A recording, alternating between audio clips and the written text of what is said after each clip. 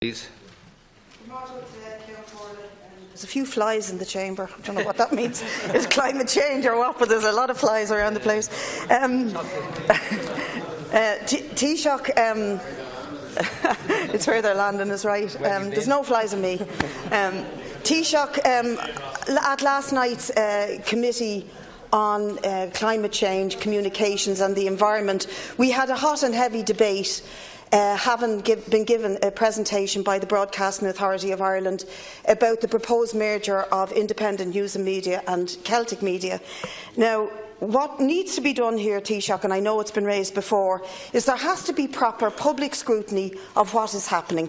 The NUJ have given me what looks like, I'm sorry I didn't get time to blow it up, what will look like Ireland if this merger takes place in terms of media ownership, and it's not an accident that it's coloured blue, but the country will be owned in terms of its media ownership almost entirely by Denis O'Brien and his consortium Independent News and Media if this merger goes ahead. So there's extreme concern about plurality within the media should this merger go ahead. Now, the committee of which I'm a member is to look at this, and we've been given an extraordinarily tight time frame in which to make submissions to the Broadcasting Authority, who are conducting a Phase 2 investigation.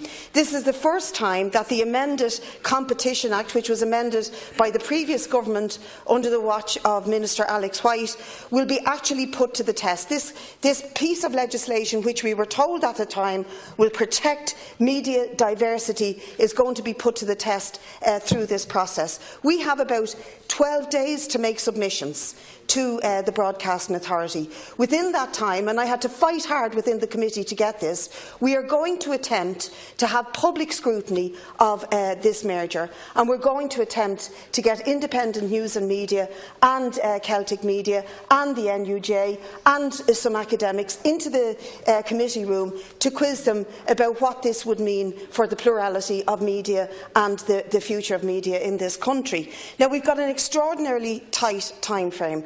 But here's my question to you, Taoiseach. We're going to send an invitation to Denis O'Brien News and Media to see will they attend a hearing.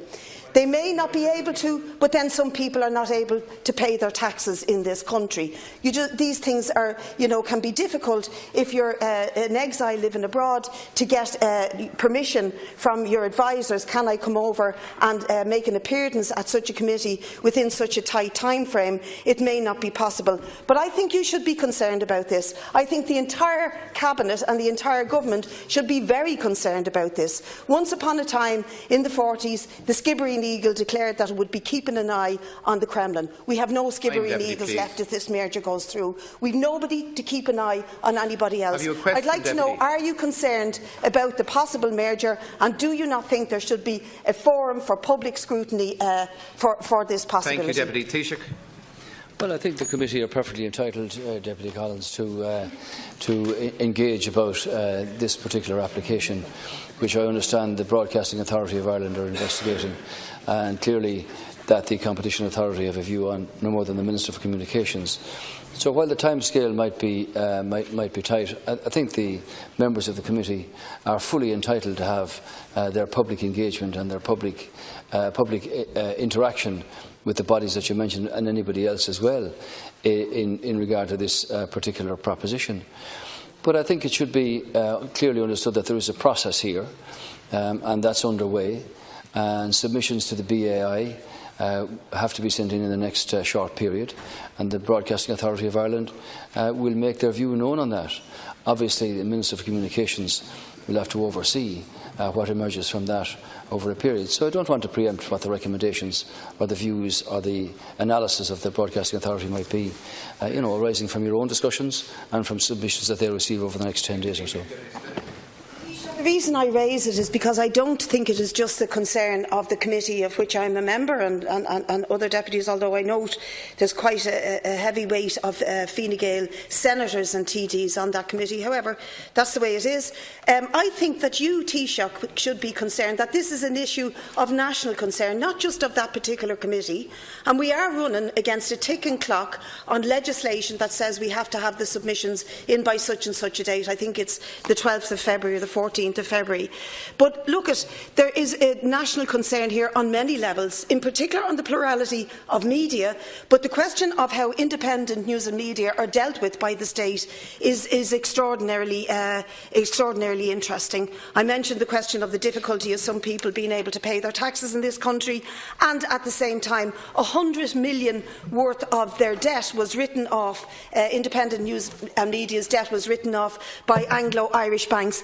And then we have the extraordinary ill-treatment of workers' pensions by Denis O'Brien and Independent News and Media. So this needs public scrutiny, otherwise we are hurtling towards a dictatorship in terms of media, and don't pretend to me that it's going to be an even-handed discrepancy. Media depends on good journalism. It does not. Editorial control is everything. So I think this should be of national interest, and you should be concerned. Taoiseach.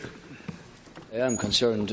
Once a proposed media merger receives clearance from the CCPC on competition grounds, it has to be notified to the Minister of Communications to assess the proposed transaction on media plurality grounds. Upon receipt of notification from the parties, what they call a Phase 1 examination of the merger is carried out by the Department. While that's focused on competition and market issues, the examination carried out by the Department is focused on media plurality, which is the point that you raise. And that examination is guided by the relevant criteria set out in Part 3A of the Competition Act of 2002, as amended by the Competition Consumer Protection Act of 2014. And there are statutory guidelines there on media mergers. If, following the Phase 1 examination, the Minister opts to send the case to the BAI, then the BAI will, following its examination of the proposed merger, provide him with a report detailing its recommendations on the matter. Now, a full Phase 2 assessment, Deputy Collins, is a much more detailed process over 80 working days or 16 weeks, instead of the 30 working days or 6 weeks for a Phase 1 examination. So there are significant differences between the two assessments. One is that the BAI must invite submissions from the public on the proposed transaction, and then they must directly invite a submission from the Joint Committee on Communications, which is what you're doing. It's also possible for the Minister to establish an advisory panel to provide an opinion to the BAI on the application of the relevant criteria to the media merger application in question. It is a matter of concern and is receiving. Deputy Clare Daly, please. Taoiseach, I want to